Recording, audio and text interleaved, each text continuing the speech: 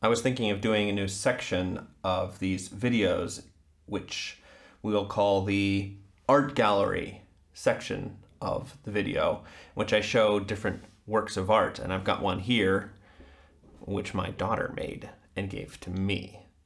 It's one of those bubble blowing things. I don't know if this is even going to work here if I put it up this close. But the bubbles, they have faces. Yeah.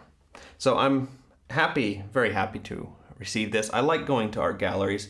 And one of the things that you will notice if you go to them in Europe or North America is how often Jesus shows up.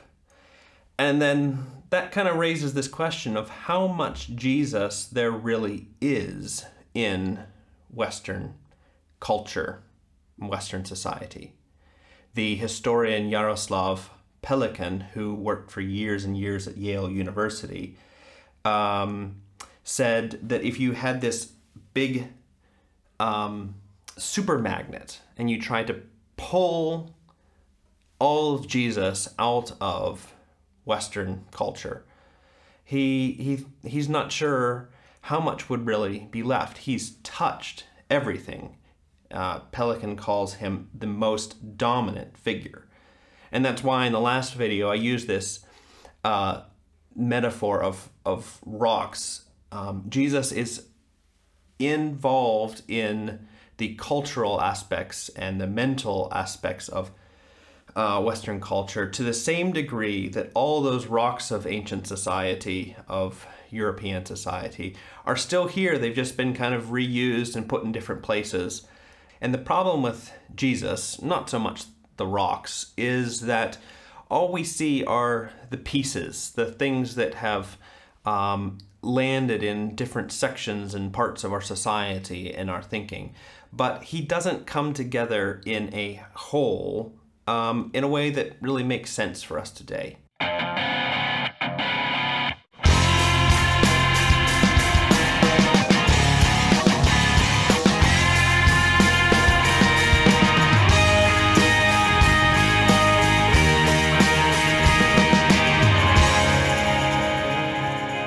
Hey everybody, welcome to the Sanctus Forum. I am Michael Stewart Robb, better known as Mike, and these are the conspiracy commentaries. Conspiracy, not because we do anything with conspiracy theories, but because we're reading The Divine Conspiracy by Dallas Willard. Well, you're reading it, I'm talking about it, and maybe you're talking about it if you leave a comment in any of the videos. We've got people watching that really sounds really creepy, but yeah, that's a good way to interact with the channel and with the Sanctus Forum. Anyway, today we are reading the first chapter still, so you're not far behind, and we are in the second large section of the chapter. There are 4 sections to this chapter. We finished with the first one, pages 1 through 11, and now we're reading A Word from a Different Reality. And we're on the second little heading there, A World Historical Force. And just so you know, Dallas has done a lot of talking about, Western society, the ideas we have here, how they come to us through the university or have come to us through history.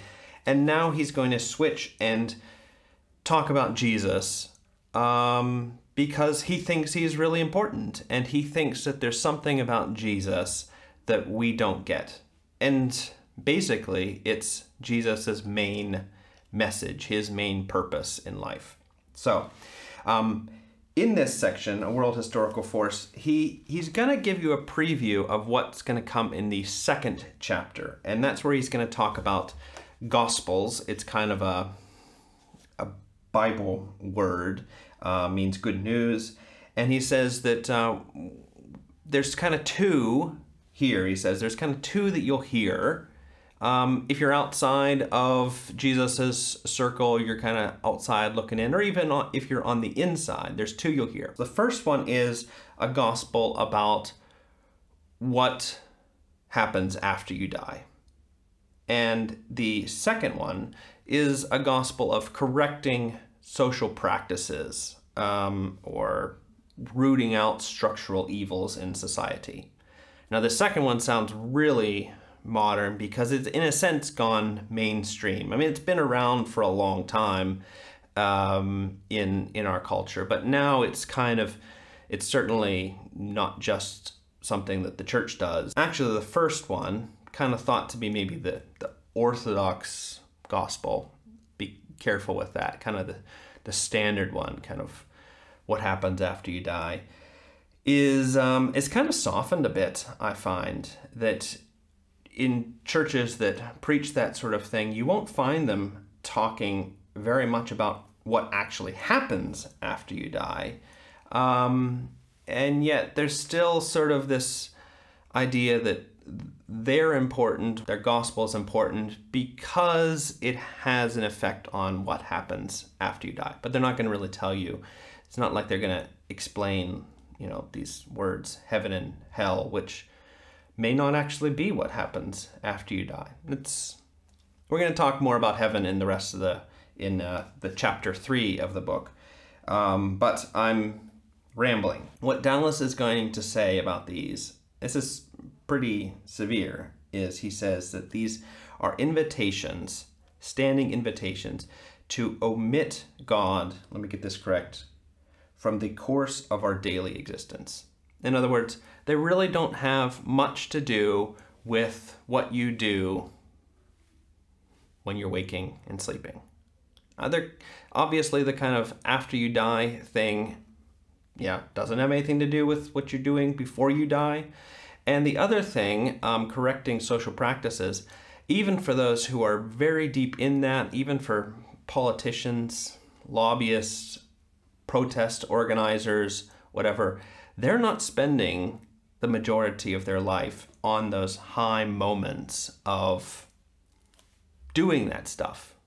That's really not what their life mostly is made up of. And then he's going to say that, can that really be possible? Can a person who has had this much impact on at least this part of the world over the centuries, and increasingly in the 20th century and 21st century, globally, I mean, it has always been global, but Western culture has had a special history, let's say.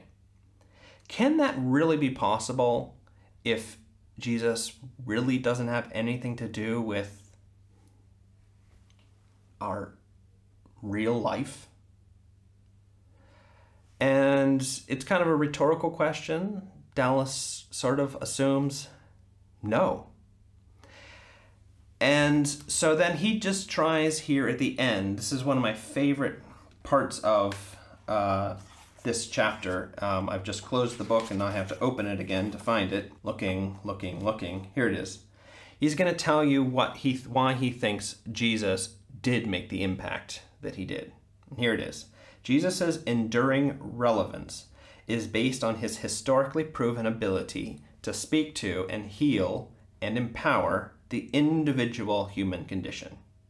So I'm going to leave you with that, but what I want you to think about here is this word individual human condition. That's you. And what he's saying is that Jesus has the ability to speak to, heal, and empower you. And that's why he has made such an impact on, at least in Western culture, everything, and increasingly globally, because he's interested in you. So do like and subscribe, do all that great stuff. Head over to Sanctus Institute and sign up for our monthly newsletter, and we'll see you next time.